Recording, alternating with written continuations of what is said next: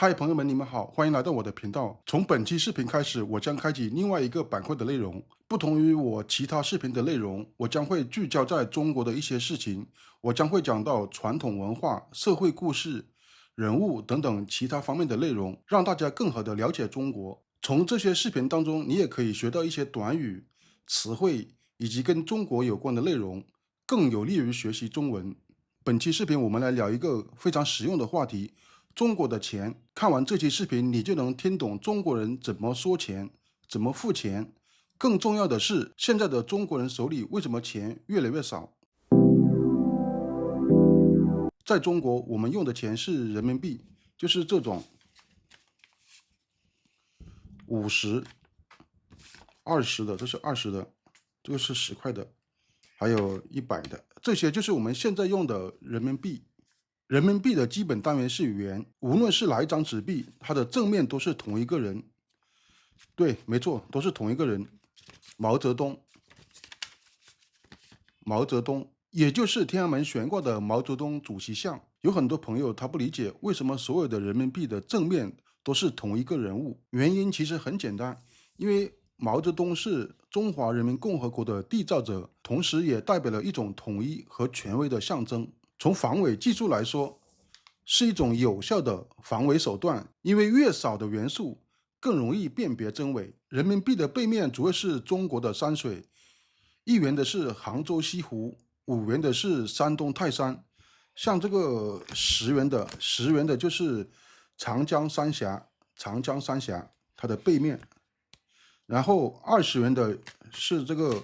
桂林山水，这个就是桂林山水，在广西桂林山水。然后50元的是西藏的布达拉宫。然后100元的是北京的人民大会堂。人民币的背面这些风景，其实它并不是随机选的，它们分别代表了中国的历史、地理、民族和文化的多样性。可以这么说，每一张人民币其实都是一张缩小版的中国名片。现在市场上流通的面值主要是1元、5元、10元、20元、50元和100元，以及少量的硬币。硬币其实用的非常少，主要是在坐公交，或者说在买菜，或者还有在超市的时候需要找零的时候才会用到这些硬币。还有就是小孩子在玩那些游戏机的时候，他们需要投币，把硬币塞进去，所以硬币在流通的场景上是非常少的。现在中国流通的纸币是第5套人民币，是从2005年开始发行。之前的老钱币是这种，在我小时候用过，但由于防伪技术很差，所以流通时间很短。取而代之的是现在这种的防伪技术一流的第5套人民币。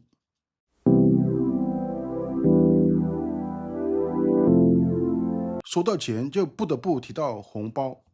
就是这种红包，像这种一样的，像这种类似的这种红包，在中国把人民币用红色的纸壳包起来，就比如说我现在用这个红包，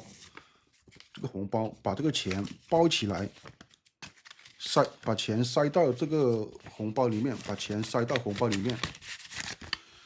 把这个红包送给老师、朋友或者你的亲人，还有你的，比如说，还有就是你朋友的小孩，这种就是送红包。在中国给红包，其实并不是说只是给钱，而是一种祝福的行为。比如说春节、结婚、生日、考上了好大学，还有说新居乔迁，几乎所有的重要时刻都可以用红包来表达祝福。有朋友问，为什么要用红色的红包？因为在中国的文化里，红色代表好运、喜庆和辟邪。像我手里现在拿的就是红包，在中国只有一种颜色才能代表红包，就是红色，没有人拿着黑色、白色或者其他什么颜色。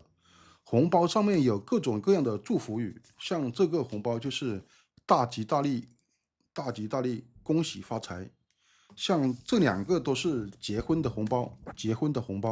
因为这上面写了，这个上面是喜字，红包的样子它都是这样，可能有大，可能有小，形式各种各样，但是它都代表一种祝福和美好的期望。红包里面的钱的数量它也是有讲究的，人们喜欢吉利的数字，对这个钱的数字它也是有说法的，大家都比较喜欢6、8、9这样的吉祥的数字，因为6代表顺利，8代表发财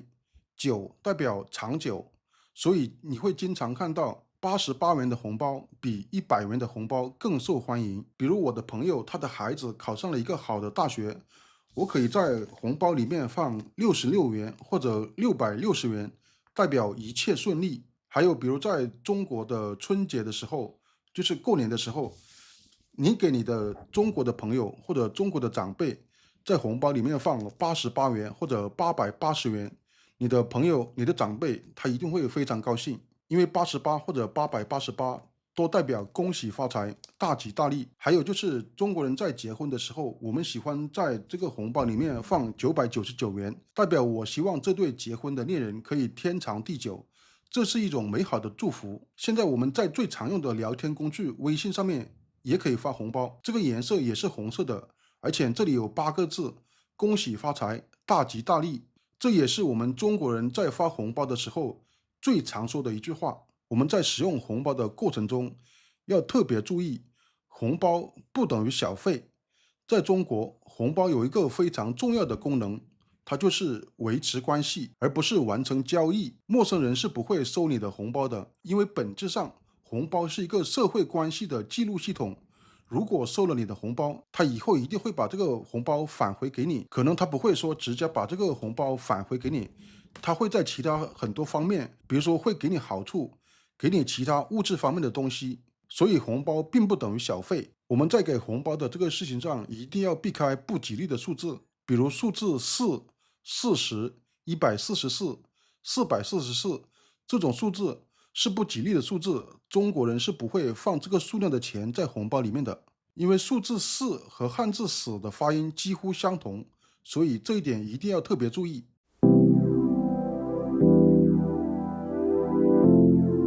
现在的纸币存在感越来越低，因为现在的中国人的消费形式已经发生改变，比如地铁、公交、买菜、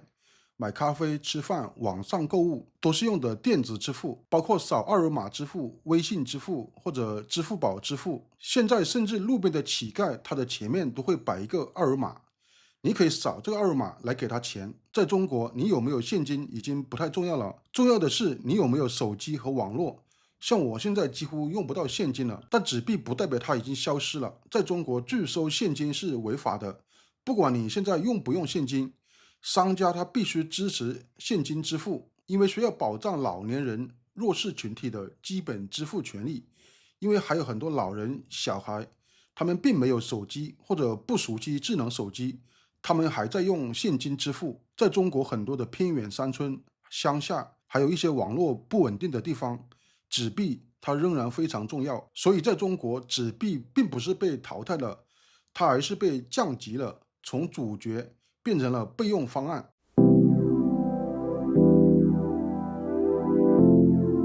对现在很多的中国家庭来说，消费欲望是越来越低了，主要原因还是感觉手里的钱不够用了。随着现在中国的经济的稳定性越来越差，不可预知的风险很多，比如从2020年开始，随着房价的持续低迷，很多人的房子都降价了，因为中国人的很大一部分钱都用来买房了，还有一部分人的钱是用来炒股，把钱投在了中国的 A 股市场，以及随着经济的下行，很多人失业，所以社会的消费欲望越来越低，大家手里基本上都没有什么钱可以做其他的事情。大部分人的观念是，我需要把这个钱存起来，以备有不确定的风险。即使账户里面有存款，但我知道这个钱不能动，这个钱要留着。我的主观感受仍然是我很穷。中国人的钱很大一部分都是在为不确定的未来买保险。虽然中国人没有贷款和提前消费的习惯，但压在中国年轻人头上的2座大山，结婚和买房，很多年轻人不得不去银行贷款，他们每个月的大部分钱都去支付了贷款，留下的只够日常的开销，所以他们更不愿意去有其他的消费。现在很多的中国乡村基本都是老年人，他们面临的主要是医疗消费，如果生病，很大一部分钱都必须投入医疗。虽然说有医疗保险，比如说农村合作医疗，但这个也只能保证感冒、发烧这种小病，一旦有重大的生病情况，在治疗上会花费自己一辈子的积蓄。很多人面临的是没钱看病，所以这就是因病致穷。他们当中大部分人都很舍不得，舍不得吃，舍不得穿，竭尽全力来保证自己不消费。好，今天我们主要探讨了中国的货币、钱、红包，以及普通中国人对花钱消费观念。希望你能更了解普通中国人在如何花钱、为何要存钱的问题上有所了解。在这个视频当中，你会学到一些短语，希望对你有帮助。好，那我们下个视频再见，拜拜。